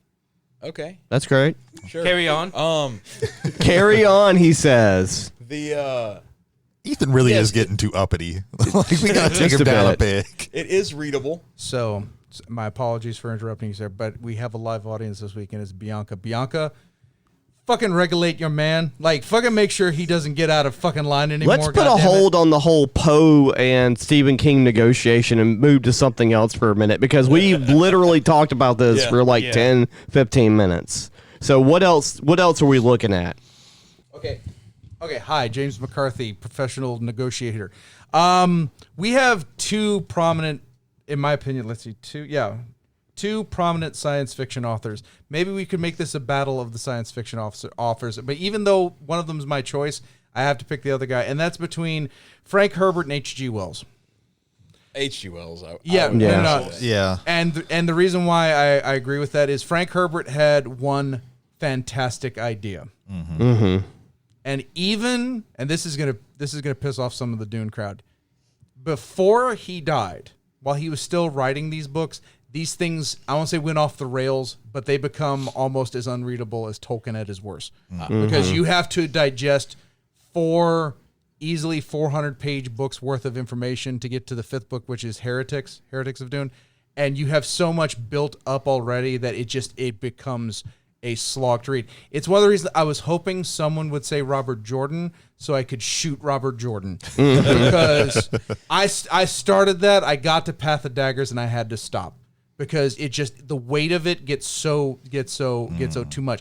Meanwhile, H.G. Wells is writing stories in science fiction all over the place. Yeah. So the stories don't get weighted down. He wrote a lot of those books the same year. I would also say you would have to, I would 100% back H.G. Wells, just because War of the Worlds created a panic. Yes. Because 1938. it was read over the radio By Orson Welles. Yeah. And people kind of tuned in. Yeah, on Halloween. And they missed they missed the beginning part, which was like, this isn't real. Right. So they tuned into, hey, we're being invaded by aliens. And people lost their shit. Goddamn minds. They did. No one else on this list has done that. Right. That's true. So for nationwide panic, let's go with it. So we're going to slap on H.G. Wells down there. We honestly didn't put a lot of science fiction writers on here, I'm noticing. Yeah, because we don't have Asimov's not on there. Asimov's not on there. Well, for Douglas me, Adams, I haven't read, there's a lot of them, I've read, maybe one of their books. I haven't. Roger Zelazny's not on there. Zelazny's not on there, and that's I thought that was going to be on somebody's. I honestly thought you were going to go Zelazny. I'm having a brain fart here. Blade Runner guy. Philip K. Dick. Philip K. Dick is not on there. Yeah. Heinlein's not on here. Right. It's not on there. So Neuromancer. Does William Gibson? Gibson. Does that speak more to our tastes? Really? Probably. So, I think? Probably. All of those people that got listed, I've read those books. I've enjoyed those books immensely. Right. They're not books that I would I looked at this as a point of view of they're not books I'm going to pick up and reread necessarily. Or that I've read multiple times already. I will either reread or I've read multiple times. Right. Yeah. That's how I felt about it too. Yeah, that's not saying that I don't like it. It's just, for me, a lot of it was I didn't read a lot of them. I really, to be honest, I haven't gotten around to reading as much Asimov as I want to read. I will say, if we're comparing rereading books or whatnot, I don't. Besides The Dark Half, I have not read the same novel by Stephen King more than once. I've read Desperation half a dozen times. I read Dark Half multiple times, but I read The Stand once because of how long it is, of course. Somebody else that isn't on the list that I thought would show up was Grisham, especially from Jay. No. I think the best thing he ever wrote was A Time to Kill. And that's actually a fantastic novel and story. Everything else feels like he is the R.A. Salvatore of lawyer books. I don't want to do the who's not on the list, but Michael Crichton's not on there either. Yeah. Michael Crichton. That's a good one. Another one that I thought about because I've read a lot of his books, but I just don't care anymore. There's no Dan Brown. Well, not him. I don't want people to think, no, I don't give a shit about Dan Brown. George R.R. Martin. Not on there. 10 years ago, he would have probably been number 3. I just don't care about those books anymore. If he dies before any more of them come out, which I think he might, I won't feel sad about it. He took splash damage from season 8. He literally like season 8. I disagree because I liked season 8, but season 8 did more damage to that property. Oh yes, than the fact that it anything- has flown out of the zeitgeist Yeah. says a whole lot. Yeah. But like also the fact that like, and to be honest, yeah, none of these authors owe us any more books than they're going to write. But it's been 10 years over that. I think now it was 10 years between the fourth book and the fifth book in the series. Like, it seems like he's doing everything but writing these fucking books. Brandon Sanderson, my number 2, wrote like 10 books in between. That man got HBO money now. He don't care about writing no more. Yeah, that like He's too busy doing fantasy football booking on fantasy his football booking and going to. He helped in Elden Ring, so Well, yeah, he had time to write Elden any Ring. side projects. We are avoiding the last 2 slots though on our. I want to make a motion, and we can debate this however long you guys want. No, we can't. But okay. I want to make a motion for J.K. Rowling. Now, when it comes to influential series, you can't think of Harry Potter. In today's generation, everybody agrees that not everybody, the majority of people agree that Harry Potter is influential. Well, yeah, I don't think anybody would argue. No, that's not against that. That's also And coming from a story standpoint, Mm-hmm. not foregoing what J.K. Rowling thinks, she is wrong, whether she's right. Well, yeah, we've whatever. already had that discussion. That's fine. yeah. No one can deny Harry Potter is influential Well, in what it's done. Also, the list isn't necessarily the most influential writers. Yes, Storytellers. I imagine that we are like putting that into it at least A little bit. But like, the books are fine. Like, they caught everybody at the right time, I think is the big thing. And I'm not Also, saying that you're young bad. adult fiction was catching on fire at that time too. Like she hit that zeitgeist. Well, that's the Vanguard series. Yes. That's like, I don't think you get Percy Jackson. I Right. don't think you get a lot of these series. Like When did Harry- Twilight come out? Twilight's well after. Yeah, Twilight's after. well after. Okay. Because like that first book came out when I was like in seventh, some people- sixth or seventh grade. Wait, hold on. Hold on. Right now, we're literally looking up what Twilight was. Let's stop. We've gone too far. We're about to Yeah. take this thing over the fucking edge. Of Glory. This, I will bu- be this honest, bus is about to be like from not Alfie, but the Italian Job where we're dangling off an edge. Oh, yeah. We're starting to find out when Twilight was. I've got a done. great idea. I want to say 2002. Stephanie Meyer did not show up on any list. No, We no, don't no, need to talk and about I her. don't want to talk I about want to say that. Twilight was 2002, the book, but I could be wrong. Yeah, I don't care though. That's the I thing. don't Like, either. Let's see. Twilight was 2005. Okay. well, 2005. sure. 2005. Um, Okay. I just really don't care for yeah. the Harry Potter. There's 2 slots series. left, and Like, honestly, when it comes down to it, like, and this is my bias showing, I would put Brian Jakes on there before her if we're talking about a young adult Arthur. Yeah, that's very true. It's the same style, but there's more substance. There's more to it. She wrote, 7 books? 7 books, and she wrote 7 books, and she also wrote the playwright, That nobody bothered with. the Lost Child. no Curse of the Child. Curse Okay. of the Child. The Cursed Child. Yeah. And she also did like the Fantastic Beasts. Fantastic Beasts that no one gives a shit about. Yeah. So that would be There's something to be said for Fantastic Beasts being snake bitten because it's had a lot of controversy, especially not just with J.K. Rowling but also with Johnny Depp and all the other stuff. I will say this: those books came out as I was entering college. I wasn't really reading young adult anymore, and in fact, specifically because I was an English major, I was literally like reading proper English literature, things that Those movies hit me more than the books. Oh, I read yeah, the first 2 imagine books. so. I'm like, I honestly didn't care. The movies, like Christopher Columbus, who did the first 2 of them, like I give a lot of credit to the directors. Alfonso Cuarón, I think, was one of the directors. Alfonso on Cuarón. that. I like the third one. That's about the only one that I really give. There's any and also care about. and I will say this. I think that's the best child cast that Yes. has ever been cast. Oh ever. yeah. I will say with Oh, that, And yeah. I yes. think there is a lot to do with that. Now, again, the progenitor for all this is, before you have screenplays, you got to have stories. The stories are written by J.K. Rowling. I just, for me, the novel, and again, I don't think it's necessarily her. I just think it's the fact that I was 18, 19, 20 when these books were being published and written out. That has a lot to do with it. The books came out about when I was 1997. like right at my age level. Like I think a lot of the people in like that I went to school with, like they read them as they grew up, and that's how a lot of people, like as they came out, they read them and they were about the same age.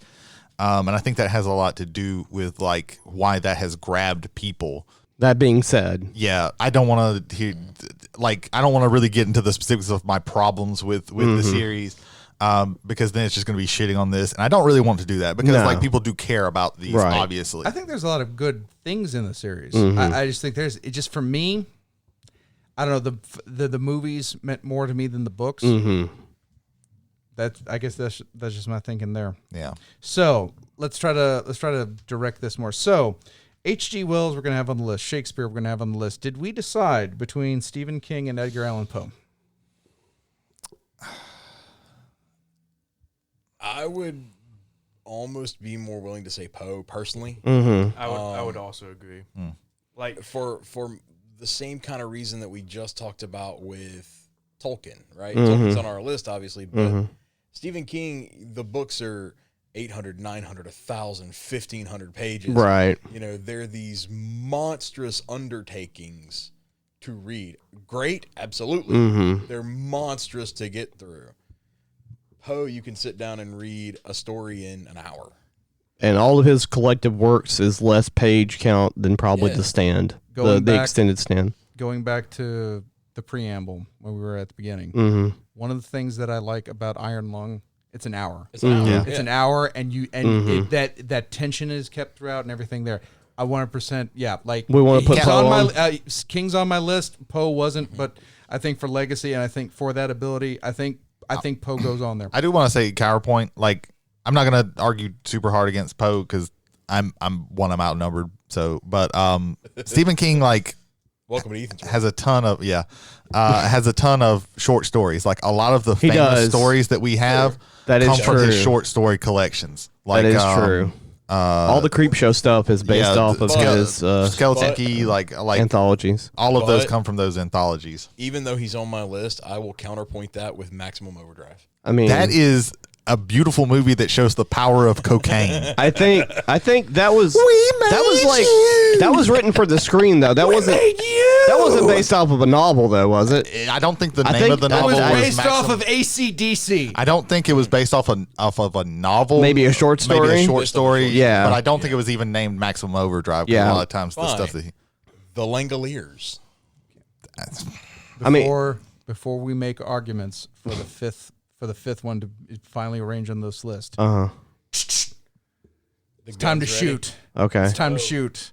So I've been looking. I wish I had prayed that someone was going to put Robert Jordan on here so I could put a bullet in that entire series.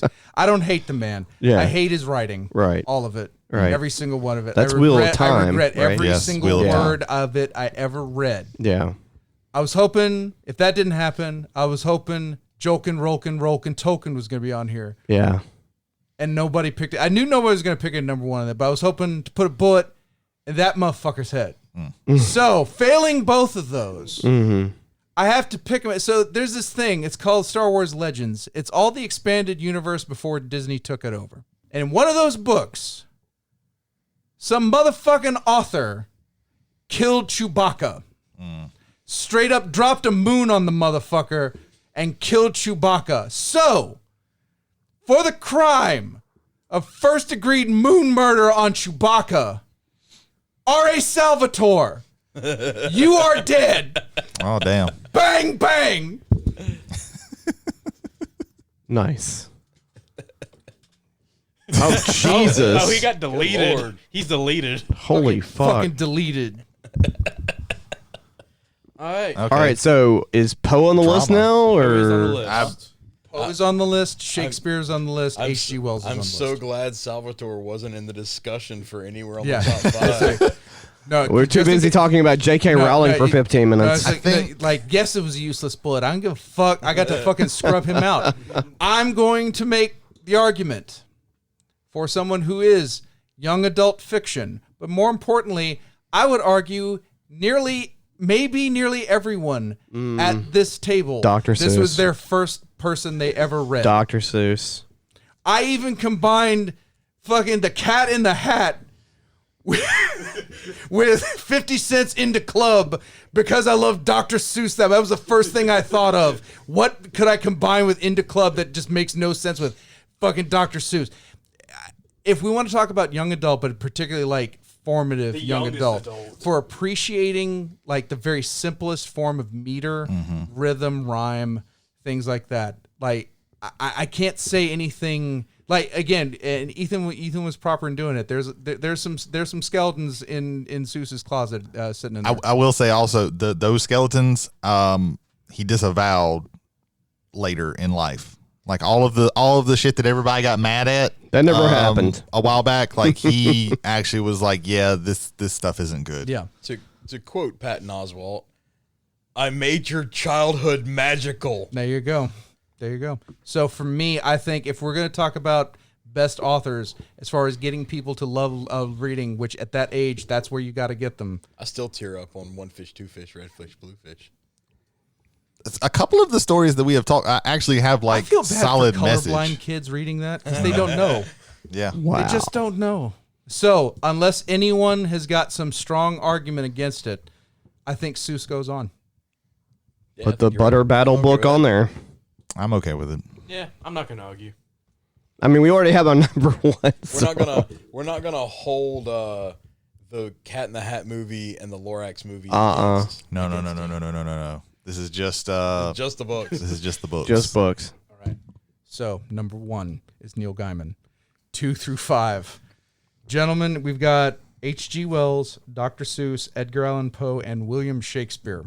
I'm gonna be honest with Neil Gaiman at number 1. I'm not gonna argue against anything. Just whatever. It's fine. I've won. I don't care. I feel fantastic. Yes. Even with one of my Jody, authors Jason, getting and shot, I Brady feel have all won. Well, no, and me too. I've got them yeah, up there. yeah. The only loser tonight is Ethan. Yes. And I think Shakespeare that's- should I be think number that's 2. I think Hey, I got Seuss up there. I got Dr. Seuss up there. I think no, Shakespeare. I got Dr. Seuss up there. You That's just true. reminded Ethan. me Hey, existed. it's my pick. Ethan, can I trust you?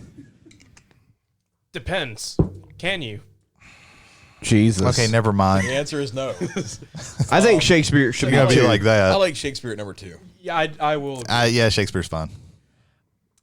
I will go. I'm as far, just taking it easy, man. Yeah, I- same. I will go as far as We're all winners here, man. I believe Dr. Seuss would probably be at 5. Yeah. Yes, Dr. Seuss is at 5. Because, Okay with that. yeah, Dr. Seuss, I think deserves to be on the list, but let's be fair here.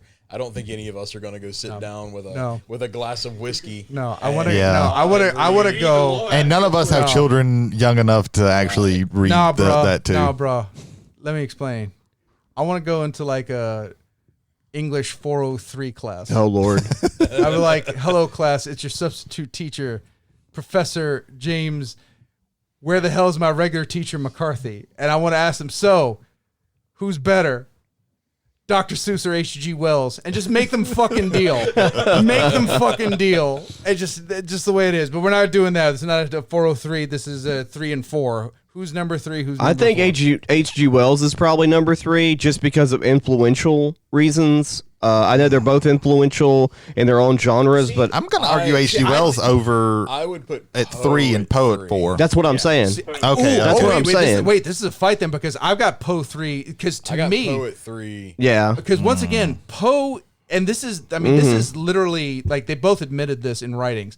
Poe inspired Lovecraft. And Stephen King was inspired by both Lovecraft and Poe. Again, there's an entire generation. Like they may have become God, I can't think of the name of them, but that collection of Northeastern authors that just kind of wrote letters to one another and like basically collaborated. Well, together. I think Wells also influenced early science fiction and cinema. I know we're talking about every science fiction author besides Jules Verne. Like he and Jules Verne did, influenced him. So like, right. Here's my reasoning for Poe at 3. And this isn't going to work on a podcast medium because I'm going to do some pointing. But Right. Here. Here.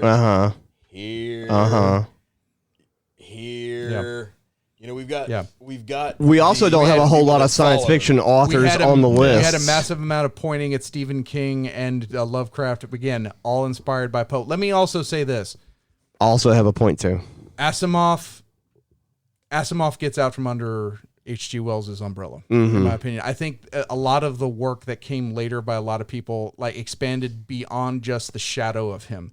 Does he start the bus? Yes. Is he there? Is he there now with it? I don't know if you can say he can do that. I think there's stuff with Poe that still resonates to this day. I think they both do, to be honest with you. And Mask of the Red Death. Let me just say that right now. Mask of the Red Death. Also, our lists are lacking mostly in science fiction. We have a lot of fantasy, a hell of a lot of fantasy, horrors in there, and some classical works like Shakespeare and Faulkner.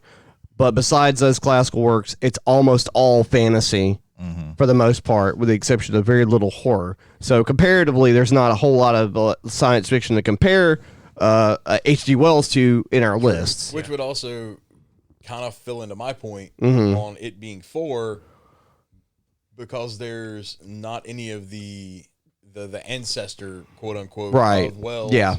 Right, no Asimovs on there. You see much more of like generation after generation of Edgar Allan Poe. I would concede to that. I don't like it, but you make a good point. Yeah. Whatever, it's fine. I concede to that. Neil Gaiman's number 1. I can always I can hold on to that and treasure that. No game is number 1, yes. buddy. We're good. Yeah. Yeah, you two are happy. Yeah. Well, maybe if you read more Gaiman, you'd be happy too. Yeah. I might You start. definitely would. So, ladies and gentlemen, the Travelers of the on the Omnibus +1 top 5 authors/storytellers. Number 5, we have Dr. Seuss. Number 4, H.G. Wells. Number 3, Edgar Allan Poe. Number 2, William Shakespeare. And number 1, the one and only Neil Gaiman. We did it, boys. Yes. We did it. This is the top 5. No, this cannot be argued anymore. No other lists in perpetuity and all of that. If you have any other ideas, get them out of your head. That's a 1984 thing. And with that, Nobody believe put Orwell. Damn. Yep. Nobody put Orwell. I've only read Animal Farm though. That's the only. I've read 1984 as well as Animal I Farm. read both of those. Did you read Animal Farm because you thought it was a farming manual? No. Okay. that was an almanac. Yeah. Ethan said he thought it was an almanac. We had to share a mic. I read So it if you didn't continually, hear that- trying to figure out what the parallels to the Soviet Union are. I thought it was the sequel to Charlotte's Web. So Yeah. I get that. Well, with that statement, Same animation company. we may have a flat tire or two, but we finally pulled into the station to let Jason off his stop. That is once flat again, tire is Jason, very. Once again, Jason, thank you for coming on optimistic. and invading us as we did you. yeah, thank you. Speaking of, what show did we invade you on again, or something like that? Oh, That's not what we. that's not what we're doing, sir. It's like Jesus. doing the Fearology one. Goodness. We're gonna restart this, but I'm keeping this in because I can pretend to be lazy. So here we go. So Jason, plug any podcast you want. I would. You know what? There's a gentleman sitting at this table named Jody Kite who has a great podcast called Fearology. Oh.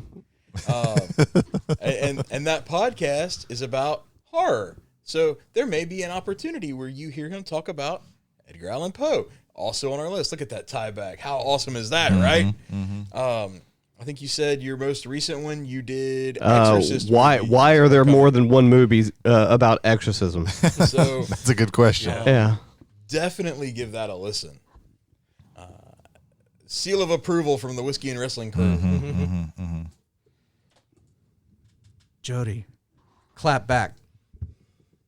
Michael Hill and Jason Holder have a show called Whiskey and Wrestling, and it's about what I just said, whiskey and wrestling. And you should check it out. It's on all the platforms, right, Holder? Yep, it is. Why is everybody quiet? Are we tired?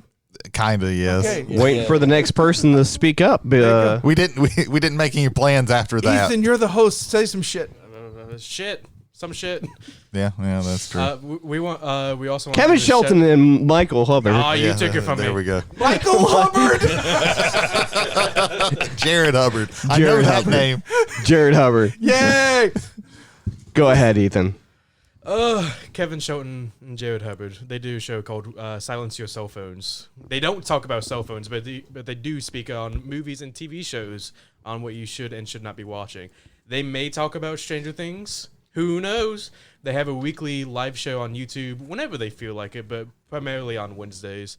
Again, that is Silence Your Cell Phones. Check them out. I think we give Kevin enough shit about forgetting his name that I thought I'd throw that in there. Something really quick that's really fucking bothering me because I'm an asshole. Brian Jakes is spelled Jacqueus. Everybody who is listening to this podcast, that did not need to be brought up. That was legitimately done to insult me, and I am not appreciative of that. I'm just going to say that right now.